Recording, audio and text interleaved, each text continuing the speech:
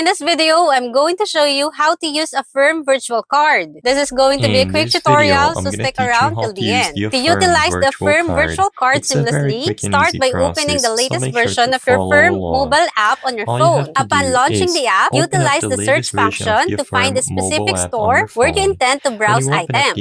If you don't want to choose a specific store from the list or find it on the app, simply select Pay Later at any store at the top of the screen. When you opt for the one-time use virtual card during the payment process, you'll be prompted to enter the exact amount you want to spend with the card, whether in store or online, including tax and shipping if applicable. After entering the purchase amount, click Continue. Affirm will assess your eligibility, and if everything checks out, you'll receive the card details. You can choose to save the card to your phone, such as in Google Play or Apple Wallet. Remember, this card is for one-time use only and expires after 24 hours. Generate the card only when you are ready to make your payment. And with the card details, you can effortlessly complete your purchase either online or in-store. And that is how to use Affirm Virtual Card. Like if you like, comment, subscribe, and thank you so much for watching.